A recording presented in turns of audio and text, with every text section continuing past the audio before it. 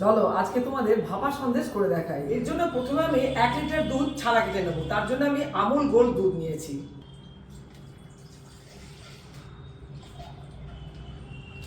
আমি দুধটাকে ছানা কাটাবো ভিনিগার দিয়ে। ছানাটা এবার জল ঝরিয়ে নেবো।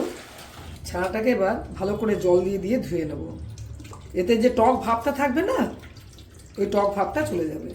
এটা আমি জল ঝরতে রেখে দেবো যতক্ষণ না জলটা ঝরে পুরো ড্রাই হয়ে যায় অলমোস্ট।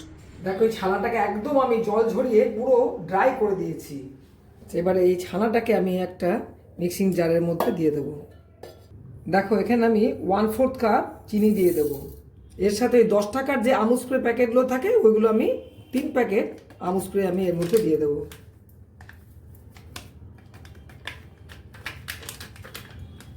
এখানে দেখো আমি 1 কাপের কিছুটা কম দুধ দিয়ে দেবো। এখানে সব ওই জিনিসগুলোকে আমি এবারে একটু একদম মিহি কিন্তু পেস্ট করে নেবো একটা। এখানে যা থিকনেসটা আছে দেখছি তাতে আমার আরেকটু কিন্তু দুধ দিতে হবে। দিয়ে এটাকে আমি আবার একটুখানি ঘুরিয়ে নেব। এখানে একটা কেক টিন নিয়েছি, এর মধ্যে আমি খানিকটা ঘি আমি খুব ভালো করে পুরো ওপর অব্দি ব্রাশ করে দেবো। একটা পেপার আমি গোল করে কেটে নিয়েছি, ওটাকে আমি নিচে বসিয়ে দেবো কেক টিনটার ভেতরে। এবারে যে ওই মিশ্রণটা ছিল এবারে এই টিনটার মধ্যে ঢেলে দেবো। এর মধ্যে কিছু আমি কেশর আস্তে করে ছড়িয়ে দেবো।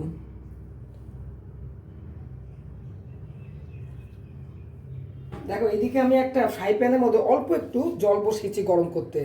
এবার এই কেক টিনটা আমি এর মধ্যে বসিয়ে দেবো। দেখবে যেন জলটা যেন ওর মধ্যে উঠে না আসে।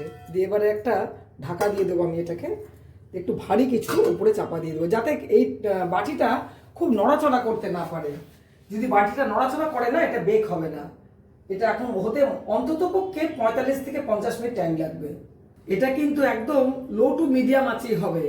আর তোমরা যদি কেউ মনে করো যে একটু গোলাপ জল দিতে চাও, তো গোলাপ জল যদি দাও 2-1 ফোঁটা গোলাপ জল যখন মিক্সিতে মেশাবে ওটা, তখন 2-1 ফোঁটা গোলাপ জল দিয়ে দিতে পারো। কিন্তু আমরা কেউ ওই গোলাপ জলের গন্ধ ভালোবাসি না, তাই দিইনি। দেখো এটা মোটামুটি 1 ঘন্টা মানে 5 মিনিট হয়ে গেছে, কিন্তু এবার হয়ে গেছে আশা করছি।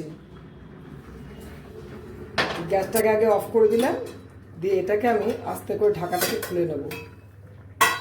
বেশ ওপরটা দেখো ড্রাই হয়ে গেছে। এটা খানিকক্ষণ ঠান্ডা হয়ে যায়, খুব গরম আছে। তারপরে এটাকে আমি কেটে নিয়ে বার করে দেবো। এটা বেশ খানিকক্ষণ রেখে দিয়েছিলাম, ঠান্ডা হয়ে গেছে। এবার এটাকে আমি উল্টো করে নেব। দেখো কি সুন্দর এটা ছেড়ে গেছে। এবার এই পেপারটাকে আমি আস্তে করে ছাড়িয়ে দেবো।